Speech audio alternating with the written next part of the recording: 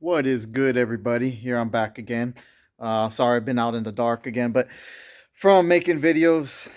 So tonight, though, I'm going to do a little informative video here because I was working on this vehicle and I found success because of not because the way I did.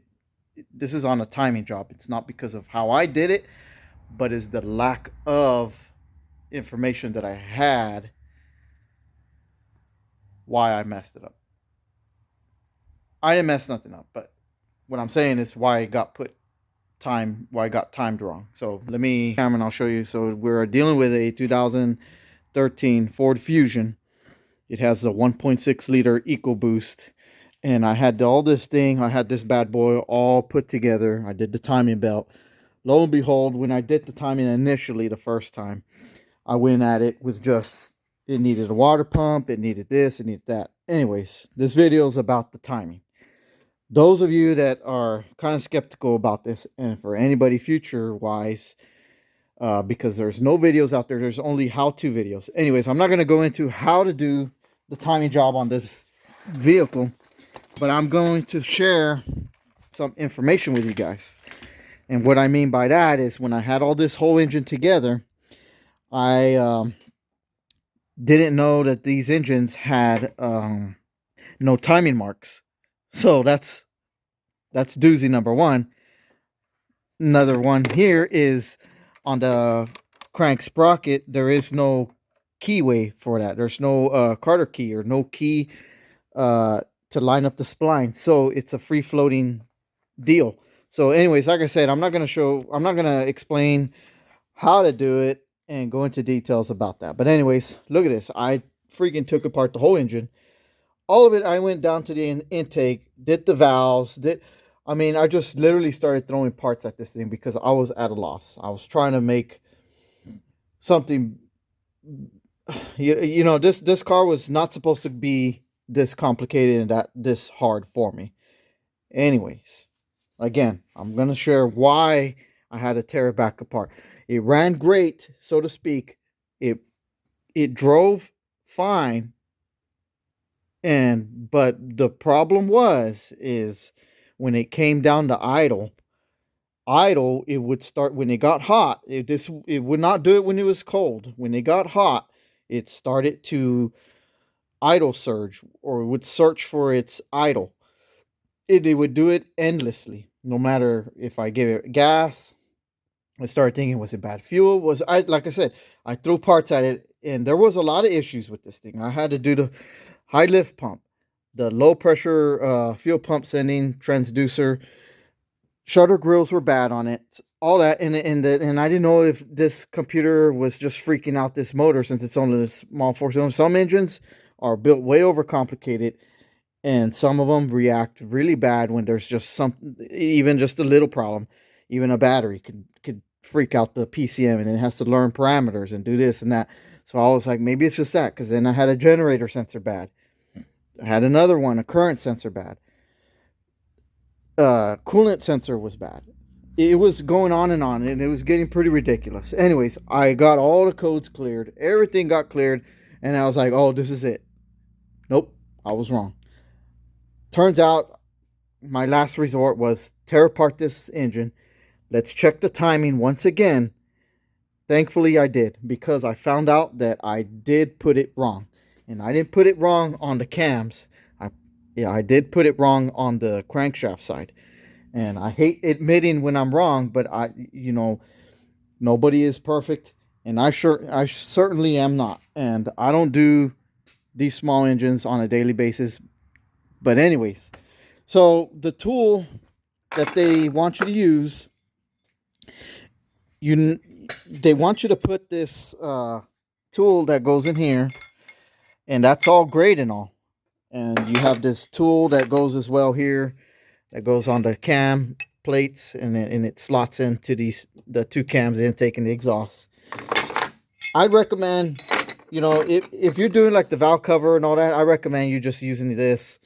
And they also have the flywheel one here where it holds on the flywheel. I went ahead and got all that because I didn't know if it was part of setting it on timing. But no, the real timing ones come from like I said, I would suggest you do all that if you're into it. But if you're want to do it kind of the fast route, you'll probably be okay just using the cam phaser tool, lining that one up, and then the crank one down there. But anyways, like I said, I'm not gonna tell you how to do it, but I'm gonna show you how I messed up. So going and doing all this research and all that and this and that, here's where my problem was. Let me get out the should have took this out before I started recording. Kind of just spare at the moment deal, but I'm getting out the pin, the one that's the correct one. Sorry about that, guys. So let me show you this. We got 3 pins here, guys. This kit, you can buy it off anywhere, Amazon. It's a kind of like a master kit. It comes with the, let me show you it complete, that way you don't get confused for any reason, for any of you all need to know basis. Anyways, see, that comes with that, and that's how you see the full kit, like that, and then with the manual. Okay, here's where I messed up. You have 3 of these pins here. This pin here, I'm sorry, goes for the crankshaft sprockets. I guess if you don't have the VVT, you use that. That's for the camshaft. This one here is crankshaft peg timing mark. This is the one I used. This is the other crankshaft timing pin, not peg. This is the correct one. I used the longer one, setting my timing on the crankshaft 9-10 degrees out of time when I needed this one. The reason I found that out because I started reading this manual here, and I ran into some numbers online, and I cross-referenced. Thankfully, they gave me the numbers, the OE numbers here. The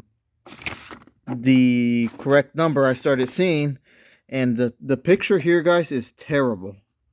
And I figured, oh, it was that one, number 5. So that's the one that I picked, which again was the wrong one. Timing peg. The one that we need is the short one, number 3, which is a crankshaft timing pin number 303-748. Anybody needing to know? That's the one we need. This one is the wrong one, the incorrect one, the timing peg.